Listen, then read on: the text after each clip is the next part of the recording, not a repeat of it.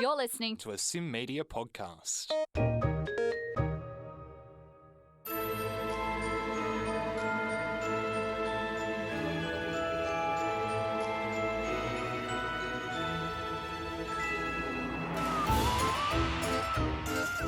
Hello, spooky friends. It's October now. Does that matter? Not really. Deadbeat started its life, fun fact, as a radio show that happened in February and March. So, yeah, I don't really care if it's near Halloween. The love for spooky music continues all year, but it's near to Halloween. Yay, happy October. Let's hope that October is going to be better than the last few months have been, Halloween aside. I hope you're all doing okay, I hope you're safe. I'm Grace, welcome to Deadbeat.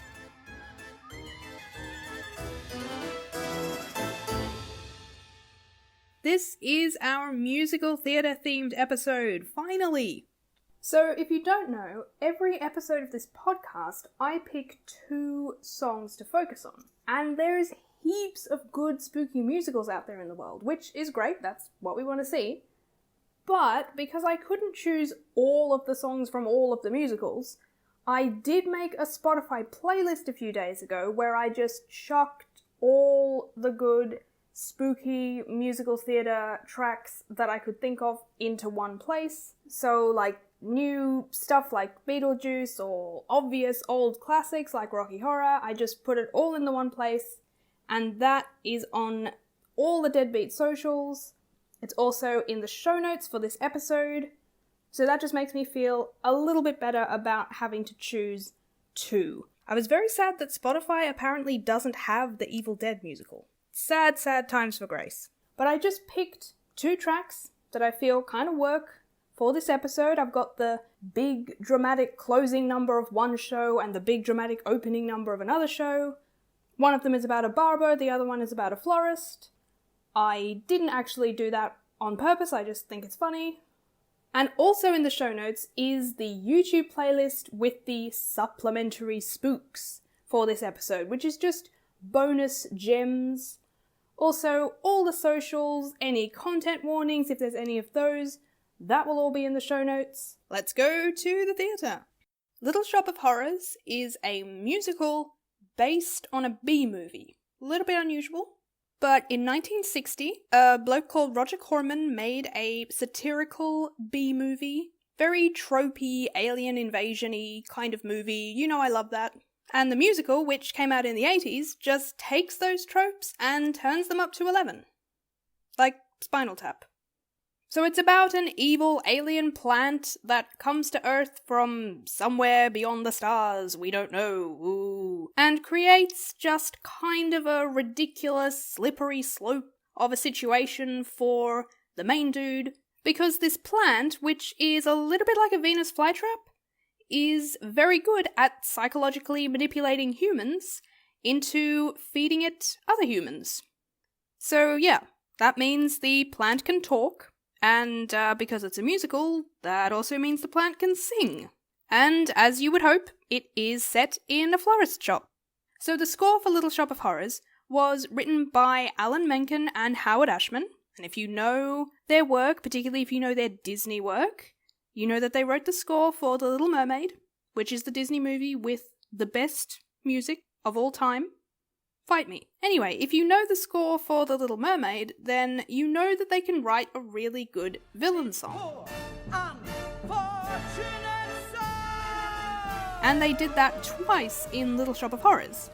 One about a terrible, sadistic dentist, just kind of living his best life. He dies early on, so might as well have a good song. And the other one is the persuasive, talking alien plant.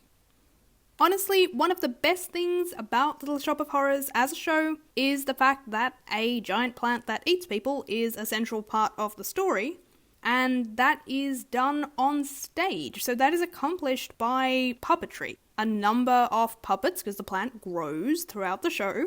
I've seen many productions of this show, honestly, way too many.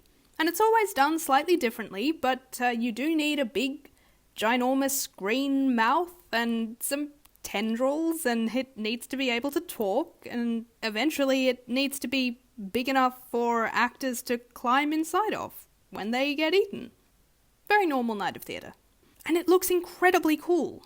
Also, I feel like I should give a special shout out. I saw an amateur production of this show in Melbourne quite a few years ago, because some people I knew were in it, and the lady who was playing the voice of the plant, so remember, you never saw her during the show, she was just a voice, she came out to take her bows in a Poison Ivy cosplay, which was genius. There was a movie adaptation of the musical, so a movie based on a musical based on a movie, and it was honestly really good. I'm thinking I should rewatch it closer to Halloween.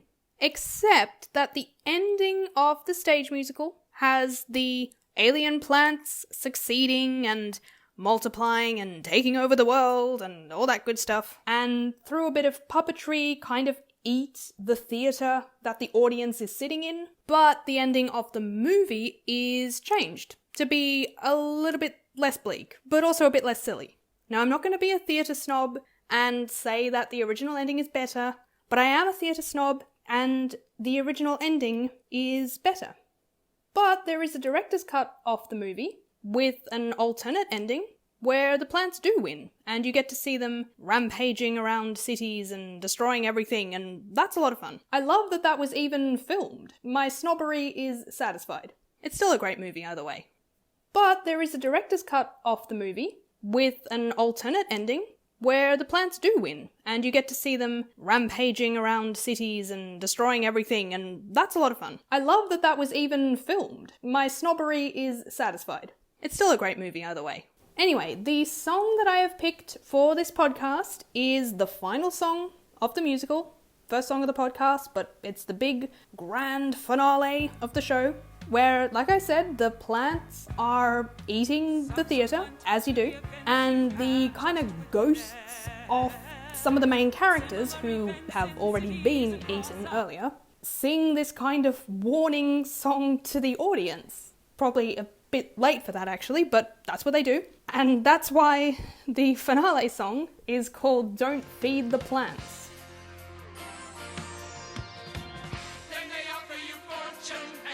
And it is the perfect ending to a very ridiculous, creepy night of theatre. So now we're going from the big dramatic closing number of one musical to the big dramatic opening number of another musical. Let's talk Sweeney Todd. Definitely one of the OG spooky musicals that's honestly kind of terrifying. I mean, it's definitely over the top and gothy, and it's sometimes very funny. I mean, anything about a barber going on a murderous rampage is already fun times, but it's also very unsavory in some other ways. But let's talk about how beautiful the music is. The score was written by Stephen Sondheim, the dude who did Into the Woods and West Side Story and a bunch of other good stuff. And just the way that all the pieces in the Sweeney Todd score fit together to be atmospheric and to tell the story just makes my very nerdy brain very happy. So, dramatic, hammy opening number. It's kind of addressed to the audience. Same with the Little Shop of Horrors song. I just obviously like it when musicals do that. So it's sung by most of the cast, telling the audience about this tale that they're about to witness. So dramatic. Attend the tale of Sweeney Todd. So in one of his books that he wrote, Stephen Sondheim said that he intended this opening line to kind of signal to the audience, like, not to take the story super seriously, super literally.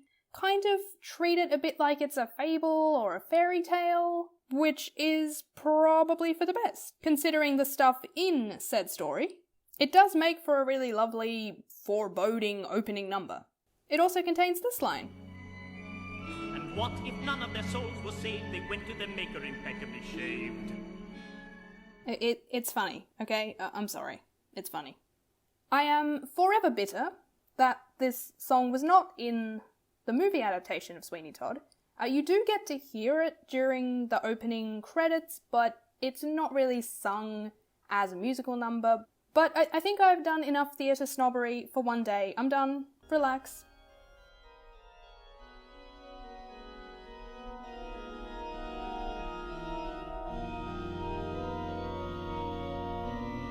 And it's so theatrical, it's great. So Sweeney Todd started its life in the 1970s, and I'm not directing you to anything piratical, but there is a recording of the original cast performing somewhere out there in the ether. I'm actually not quite sure. Actually, that's something else that I need to rewatch before Halloween. I also kind of love the fact that the murderous barber's accomplice in the original production is the lady from Murder, She Wrote. Angela Lansbury. I don't know, I just think it's funny. So we've gone from the big closing number of one musical to the big opening number of a different musical. Both very different shows with very different musical styles, very different composers, both staples of the spooky musical theatre genre. Is that actually a genre in its own right? I don't know, but I'm gonna declare that it is now, from today.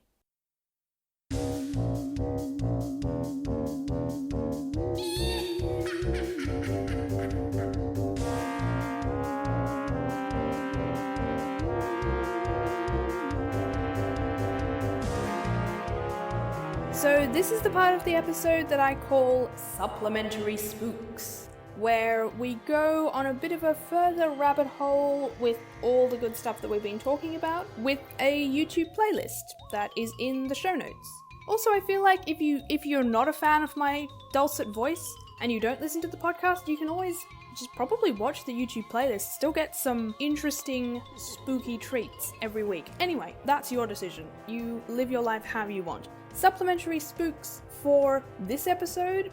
Firstly, I did say that I wasn't going to be a theatre snob about Little Shop of Horrors and the ending in the musical being better than the ending in the movie, but I also said that there is an alternate ending to the movie in a director's cut where plants take over the world. Sounds fun. So that is the first supplementary spook in the playlist. You can watch that. It actually has some really cool effects. And the other one, TV trailers for stage musicals are not really very common. I would consider them a bit of a rarity, so when I find one, I want to share it with people. And the original production of Sweeney Todd in 1979 had a trailer filmed to be played on TV, advertising, hey, come see this show, get creeped out, good times. It's very short, very punchy, gets across the vibe of the show without spoilers. It has theatre actors getting way too close to a camera. It's great. I really like it. I would call it a bit of a hidden gem. So those are the supplementary spooks. They are in the playlist, which is in the show notes, and the playlist is also on all the socials for this podcast. And like I said earlier, I made a playlist with just all the spooky musicals I could find, so you don't have to choose just two. And there is a link to that in the show notes as well, if you want to listen to it on Spotify.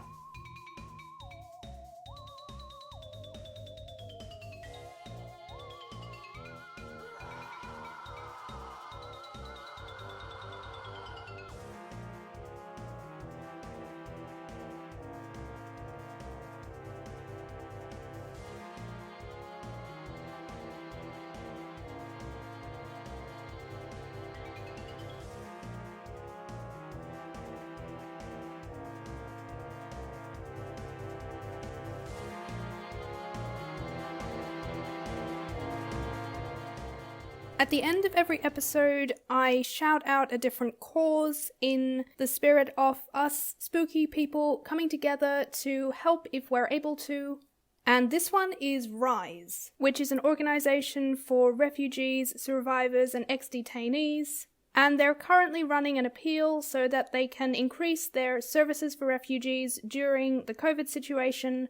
The most direct link to donate is in the show notes, and I'm also going to put it on all the Deadbeat socials.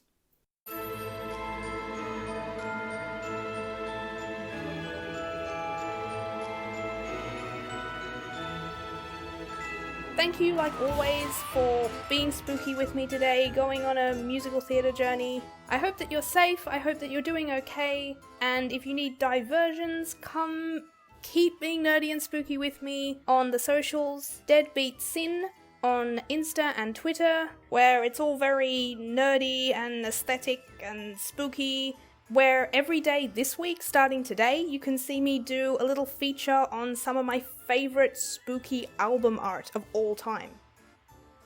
I will see you next Wednesday for another spooky pop culture rabbit hole, where we dive into sci-fi again. I love my sci-fi.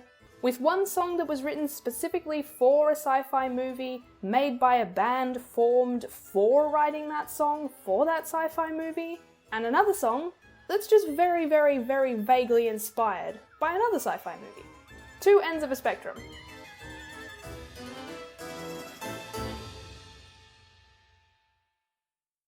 And before we finish up, I just want to acknowledge that I record and produce this podcast on the stolen land of the Wurundjeri People of the Kulin Nation, and I would like to pay my respects to the elders and traditional owners of the land. I want to acknowledge that sovereignty was never ceded, and this always was and always will be Aboriginal land. You're listening to a Sim Media podcast.